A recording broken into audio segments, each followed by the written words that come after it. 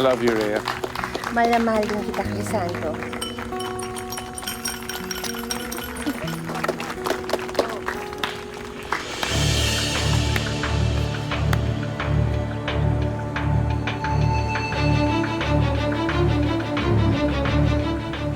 Elvira?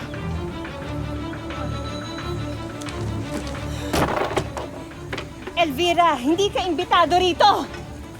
Huwag ka mag-alala. Hindi naman ako pumunta para makisaya. Guards! Elvira, lubayan mo na kami. Hindi ako papayag na maging masaya ka sa piling ng haliparot na to. Mga agaw ka, Rhea! Ahas ka! Hindi ako ahas, Elvira. 2 taon na kayong wala ni Crisanto nung naging kami. Kaya wala akong inagaw sa'yo. Kung hindi ka sana umiksena, kaya sana nagkabalikan kaming dalawa! Matagal na ako nagtitimpi sa'yo! Ah! Ah!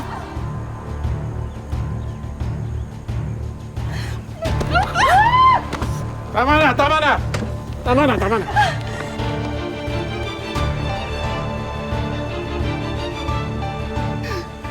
Tigilan mo na kami. Si Rhea mahal ko, hindi ikaw. Tignan ko lang kung mamahalin mo pa rin siya kapag hindi na ganyan na itsura niya!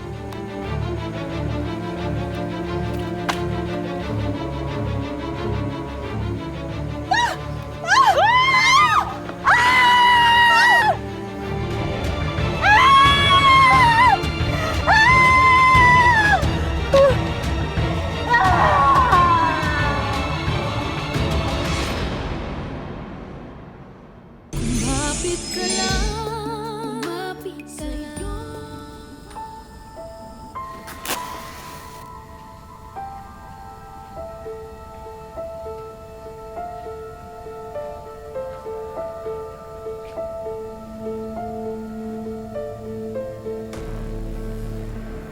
Minahal mo ba si Elvira? Hindi naman ako magpapa-ipokito lang sabihin kong hindi.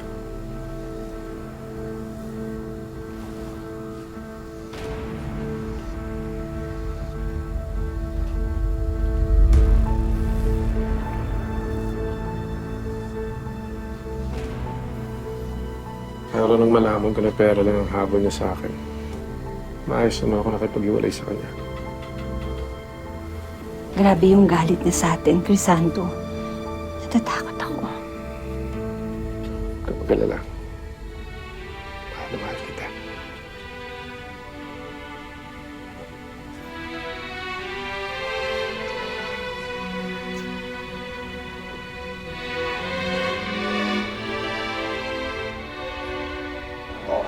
Balik muna tayo. Tigas kasi ng ulo mo eh. Tandaan mo lagi, ang langaw, kagaya natin. Kahit tumutungpes sa likod ng bako, langaw pa rin. Ikaw lang yun. Balang araw, may higitan ko rin yung mga hayop na yun. Mangarap ka ng mangarap hanggang gusto. Pero sa ngayon, ako lang para sa'yo.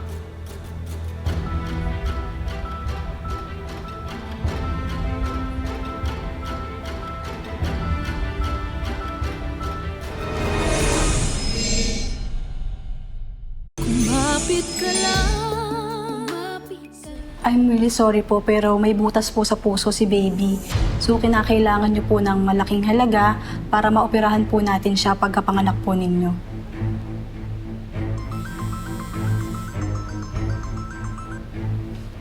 Excuse me lang ho. Bakit kailangan ako tayong magkaroon ng anak na may sakit? Anak, Hindi na ba matatapos tong kamalasan ko? may awa ang Diyos. Kung may Diyos man, napakadaya niya. Wala na siyang binigay sa akin na hiniling ko. Huwag kang mag-alala. Gagawa ako ng paraan na maoperahan ang anak mo, ang apo ko. kahit na mangutang pa ako. Nay, di ba pareho kami ng kabuanan ni Rhea? Ako na ang gagawa ng paraan para makontrol ang kapalaran ko at ng magiging anak ko. Anong pinaplano mo?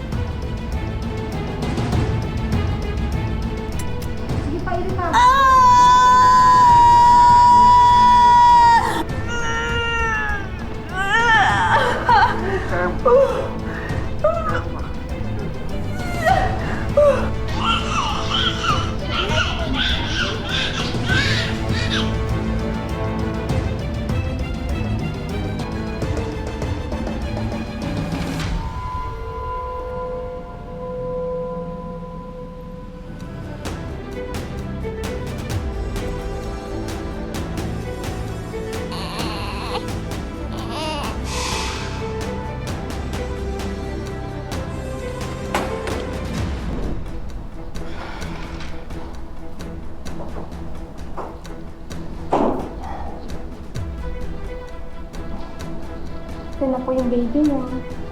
Mauna na po ako.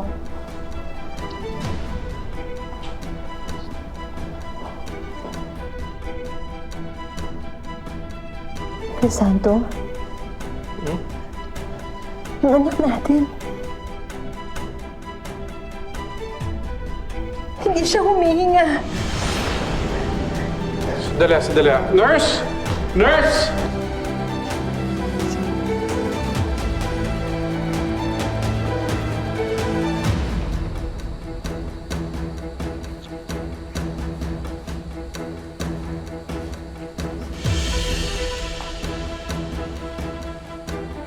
Nak, shh. Kasalanan ito sa Diyos eh. Nay, mas kasalanan sa Diyos kapag pinabayaan kong mamatay ang anak ko. At saka na, ngayon na naipagpalit na natin ang mga anak namin ni Rhea. Hindi ko lang maliligtas ang anak ko. Makakaganti pa ako kay Crisanto. Halika na. Apo, ano bang solusyon plano mong kunin? Gusto ko maging teacher na. Aba, kayang-kaya mo. Matalino yata ang apo ko, di ba?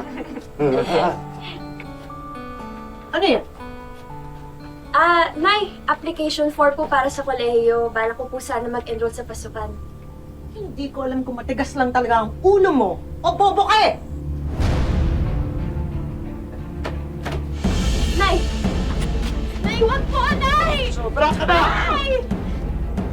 Sinong nagsabi sa'yo na magkokolehiyo ka? Ha? Ambisyosa ka? Nay! Sabi ko sa'yo, dagdag gastos lang yan eh! Nay! May balak po ko. Mag-working student po ko para meron po kong pandustos sa pag-aaral ko. At ano? Nay, wala po kayong kahit anong gagastos eh. Ano? Hindi ka tutulong dito sa gastos sa bahay? Ha? Nay, kaya nga ako gusto ko mag-aral pa kapag tapos para po sa inyo ni Lola.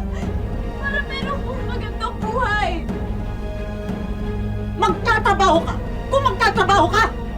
At ibibigay mo sa akin lahat ng kikikain mo, naintindihan mo ako! Ha? Hindi na! Sobra ka na! Kulang pa nga yan sa pagpapalaki ko sa'yo eh! Magsama kayo maglola! Tama na nga!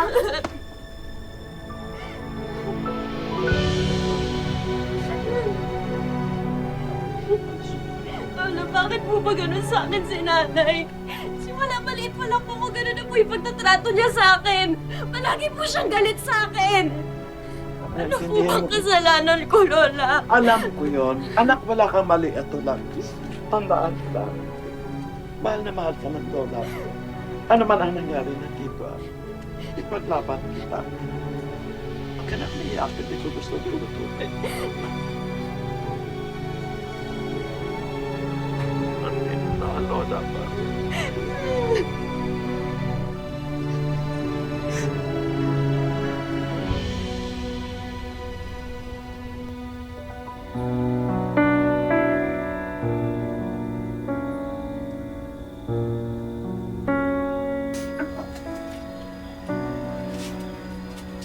Ano? May balita ka na ba sa anak mo? Wala akong balita tungkol kay Nadine. Alam ko lang Nadine ang pangalan niya. At alam ko rin na dinala siya sa Amerika para doon ipagamot at saka palakihin. Anak mo rin naman si Isabela. Hindi. Si Nadine lang ang anak ko. At si Isabela, yung pagpapahirap ko sa kanya, yun ang ganti ko kina Rhea.